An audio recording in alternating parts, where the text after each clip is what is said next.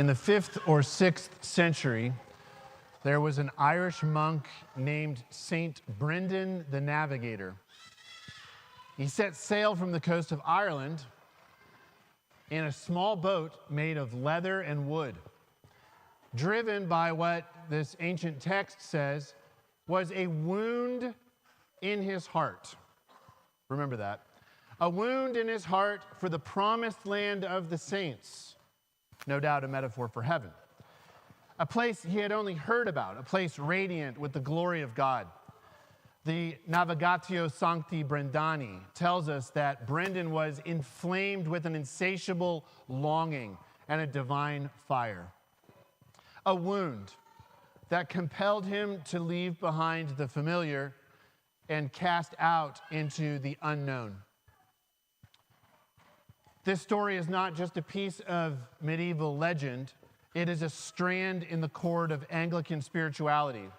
We come from a pilgrim people, forged our spirituality, forged in the harsh, windswept Isle of Britain, steeped in the monastic imagination that knew how to long, how to fast, how to journey in leather boats. From these roots arise a holy dissatisfaction, which you can see in our prayer book, a dissatisfaction with where we are and who we are. Our spirituality is very much marked by Hebrews 11. They confessed that they were strangers and pilgrims in the earth. They sought a better country that is an heavenly. St. Brendan's wound, that deep ache for a land not yet seen, is at the heart of today's homily. Pilgrimage and the wound of grace. What God has for us is not found where we are, our current state. It's not by staying where we are. God's destiny for us requires movement, journey, desire. Pilgrimage is the shape of the Christian life. And we need to talk about this. Lately, I've been reflecting in my times away, and I've come to realize that we have lost an imagination for being a penitent. A penitent is someone on a journey towards God. A penitent knows that he has not arrived yet. In many ways, we are anti-penitents and surrounded by a culture of anti-penitence. An anti-penitent pretends that they've already arrived at the end before they've even begun. They are assured in their complacency. They are secure in their carnality.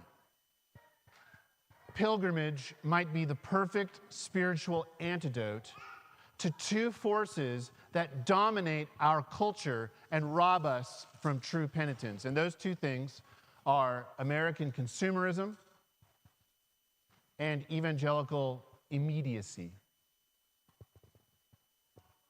Consumerism constantly tells you to be dissatisfied with where you are, but it offers you solutions that require no journey, no transformation. It trains us to be anti-penitent. You do not have to fast, pray, walk, wait, or repent to get what you want. You just click, swipe, and smile. We are formed to be anti-penitents. But the bigger culprit is the shallow immediacy of evangelical theology. This might be new for some of you. It trains us to believe that we have already arrived. I'm already clean. I've been washed in the blood. I'm already illumined. I don't need to go to catechesis. I have the Spirit living in me. I'm already united. I have Jesus in my heart. Pilgrimage. What do I need a pilgrimage for? I'm already nestled up to Daddy God. You see, this erodes an imagination for being a penitent. Someone who senses a gap between who they are and who they long to be in God. A penitent is not crushed by this gap, but they acknowledge it. They set their face toward the long road home. How many times has someone said, I know for sure I'm saved. See, I've got it in my Bible. It's August 2nd. Oh, wait, that's crossed out. 2000, that one's crossed out too. No, last year. No messing around this time, for real. 2024. My point is not to mock, and I know that none of you think this way, but I'm warning us.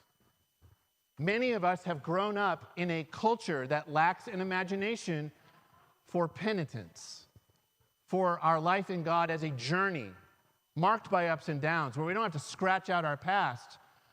We know that we are on a journey somewhere. The prodigal son was not saved finally, once and for all in the pigsty. He journeyed back, long ways, back to the Father with a prayer of penitence on his lips. Father, I have sinned. That is the voice of a pilgrim. That is the voice of a Christian. Well, that is a long introduction. Our text for the day is Psalm 84. Psalm 84. And I printed out Psalm 84 in our bulletin on page 20. Please turn there. I want to walk through verse by verse. That's why I printed it out. We didn't say it in the liturgy because we didn't say morning prayer today. I've also put underneath the psalm text a section for notes in the off chance that I say something helpful for you. All right, background information, overview. Psalm 84 is a pilgrim psalm. A pilgrim psalm. There's a lot of pilgrim psalms. They're great. You should read them. This is a pilgrim psalm. It's a psalm of longing, of distance, and movement. It was likely written in a time when the temple, where access to the temple was restricted, perhaps just before or even during the exile, where it would have been very dangerous to make a pilgrimage to the temple. And so it comes to us as a cry of the heart that aches for the courts of the Lord. You ready to jump in? Good? You ready? You guys are silent. I'll fix. Oh, thank you. Thank you, Ben. Let's fix this. Let's read verse 1 together. You guys there? Page 20. We're going to walk through verses 1 through 7. Reading just verse 1 together. How amiable are thy tabernacles, O Lord of hosts. The word amiable in Hebrew is yadid. It means beloved, dear, beautiful, lovely. It carries with it the ache of love. The Latin translation is delecta, which you're going to hear in the offertory this morning as a chant of the first two verses. It's the same word here, amiable, delecta, as is used in Song of Solomon. My beloved, my delecta is mine, and I am his. This is not an aesthetic admiration. The temple is just so beautiful. It's not that. It is a beauty that hurts. The psalmist longs not just for the building, but the God who dwells in it. And the temple was no short stroll away. For most Israelites, this would have been a 20 to 40 mile journey from home to Jerusalem and then back. That journey would have taken anywhere from 6 to 10 days. And devout Jews made this journey 3 times a year for Passover, Tabernacles, and Pentecost. Imagine the formation that would occur if this was a part of their rule of life. This was what God ordained to be a spiritual discipline for them, that 3.5, 4 weeks of the year, they walked that far. What is our spiritual discipline? I listen to the Dwell app. while sipping on my Mocha Choca Loca cup of cappuccino. Now, don't get me wrong, I love the Dwell app, and I also love Mocha Choca Loca cup of cappuccinos. But do you even hear in the name Dwell a sort of immediate intimacy? There's nothing about pilgrimage in the name Dwell. You're already there. Ancient Jew, what is your rule of life? There's probably many things they would say, but one of them would be, I walk 180 miles barefoot for 3 weeks every year to offer a sacrifice at a temple, and it's uphill both ways. Do you think that God was trying to tell people that salvation is a journey? Do you think that our having no concept of pilgrimages doesn't teach us that? Verse 2. Let's read the first half together, just the first half until the colon. Ready? My soul longeth, yea, even fainteth for the courts of the Lord. This is not a dry obligation, a mere duty. It's desire. The word for fainteth is kela, sometimes translated as lovesick. The Latin deficit. The soul feels a deficit, a lack, an incompleteness that aches until it has that which it's desiring. I'd like to introduce to you a theological concept that might be new to you. Grace is a wound. Grace is a wound. We often imagine grace as forgiveness or assurance or intimacy, and it is, but that often comes later in the journey. Oftentimes, God starts our journey of grace with a wound. Think about it. The risen Christ appeared to St. Paul and struck him blind. That wound initiated a pilgrimage to the church. This is the way wounds work. You're walking along the street, you fall, and a stick impales you. Where are you going to go? What pilgrimage are you on? You're going to the hospital. When God wounds you, you go to the church. You go to his son. You start the long, lifelong journey to come to the courts of the living God. God wounded Jacob. Grace is a wound. If you are stabbed, a journey starts. And when we are stabbed by beauty, we know that we must seek its source in order to be healed. So it is with God's grace. This is why St. John of the Cross writes, "Where have you hidden, beloved, delecta, and left me moaning? You fled like a stag after wounding me." Grace is what wounds you with desire so that you leave the city of destruction that we're in and start wandering after God. St. Brendan set sail, it says, because he was wounded in his heart. We all have experienced this in one way or another. For me, I remember the first time that I saw Vandy. First day of college. I was cut to the heart, and it was not a mere flesh wound. It felt mortal. It sent me on a journey that I'm still on. This is the journey that the psalmist is on. He's lovesick. He has been wounded by God's grace. He thinks of the beautiful God in the far-off, beautiful temple, and he is longing. He fainteth to be there with God. Second half of verse 2, I'll read for you. My heart and my flesh crieth out for the living God. Many translations say rejoice. My heart and my flesh rejoiceth for the living God. That's not right. The King James is right on this.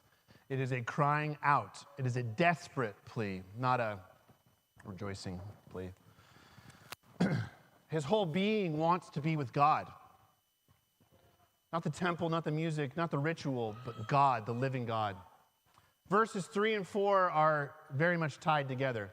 Yea, the sparrow hath found a house, even thine altar. And then in verse 4, blessed are they that dwell in thy house. So now comes holy envy. All of this is a psychology of a pilgrim, by the way. Holy envy. The psalmist is jealous of the birds who nest near God's altar.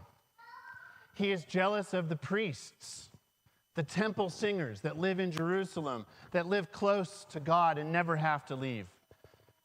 He says, they will still be praising thee. The idea here is, they always get to be with you. I'm jealous.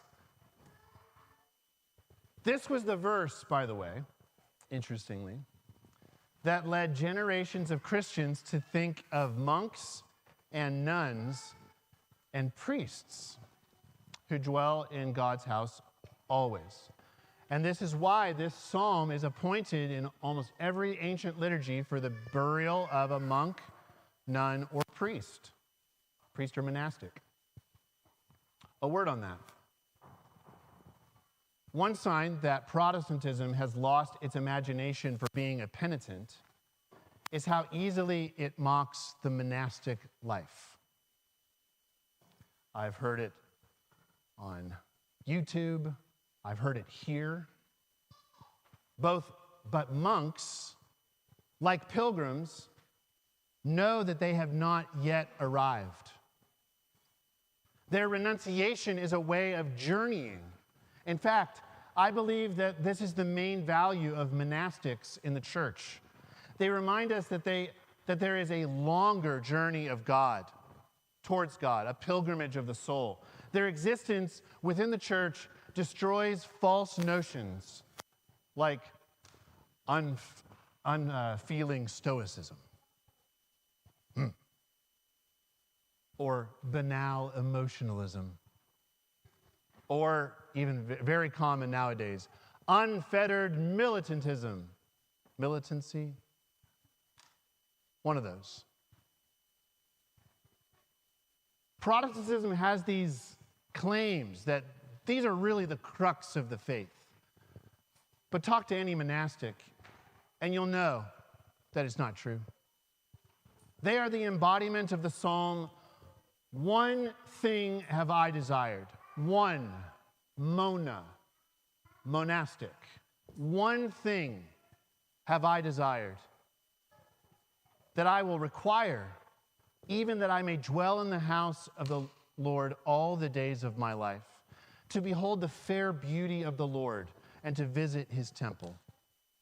So let me ask you, have you tricked yourself into thinking that you have arrived? What if there is a long journey between that font and that altar?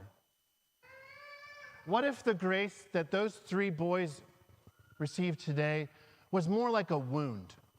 And what if it meant that their life was to be a limping home to God? A famous Anglican writer, E.B. Pusey, once said, I would that all would be penitents.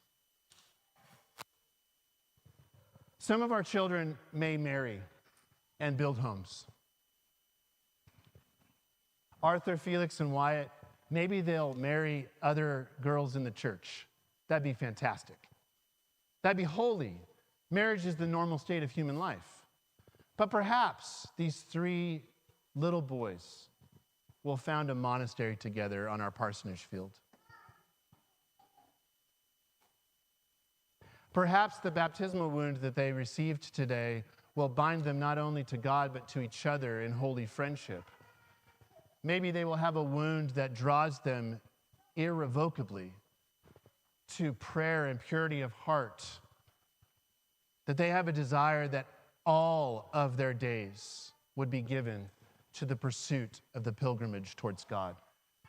But whether they are married or monastic, let all be penitents. Let all be pilgrims. Verse 5, drawing close. Blessed is the man whose strength is in thee, in whose heart are the ways of them. The better translation here is, in whose heart are the highways to Zion. This is a turning point in the psalm. We move from a psychology of pilgrimage to the journey itself. And this is a fascinating verse, in whose heart are the highways to Zion, because it shows us the purpose of the practice of pilgrimages. The roads to God must not only lie outside of us in pilgrimage, but their purpose is to form highways to God in our hearts. Have you ever sat in silence and tried to pray and felt like there's no path to God in your heart? I often feel when I pray in silence that I'm in the middle of a Texas wilderness with all these twiggy mesquite trees. There's no obvious way through them. They're too dense. No roads, no highways. Pilgrimage, whether inward or outward, clears the way. We are addicted to the immediacy of intimacy, but it's not true. Clarity of mind, nearness to God, deep prayer takes time. You have to walk the same paths over and over again before a road is made. You have to cut out the thorn bushes, the mesquite trees. You have to stomp on the grass.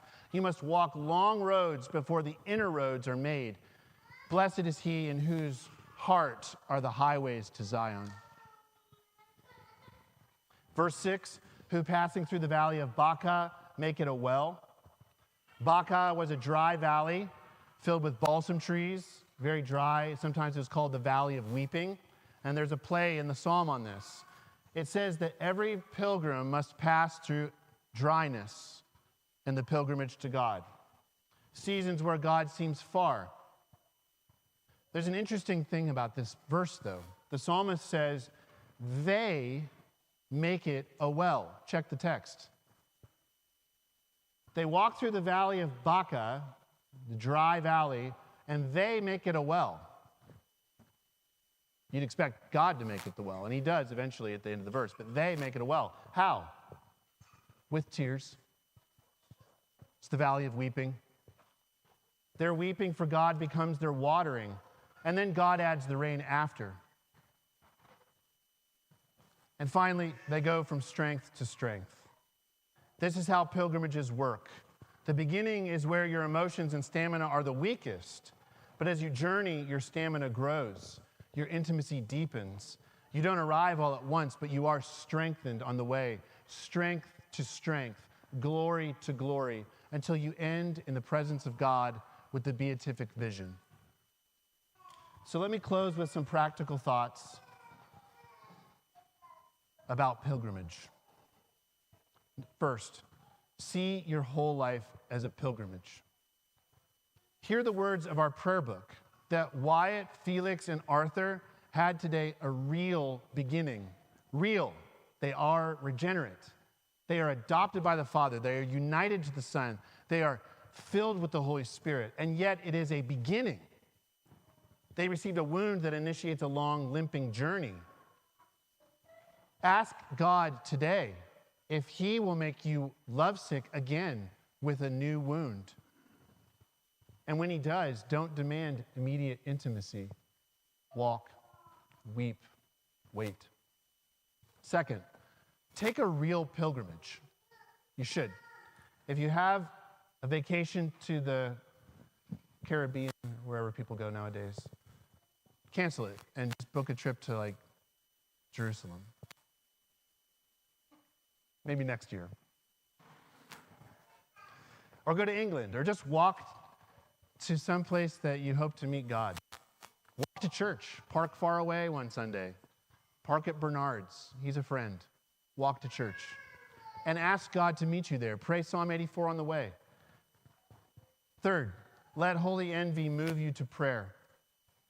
Envy those who pray deeply, who fast with joy, who dwell near God. Maybe they're monks. Maybe they're nuns. Maybe they're just elderly parishioners who keep the daily office. Bless them, imitate them, read them, join them. And finally, practice the disciplines of pilgrimage. Pray the daily office, fast on Fridays, feast on feast days. Cut sin out of your life. If you need it, go to confession, talk to a spiritual director, train your soul to walk. The world is teaching you to demand satisfaction now, But satisfaction comes not from pretending we've arrived, but from longing well. So come, beloved, walk the roads of Zion. Blessed is the man in whose heart are the highways to God. Amen.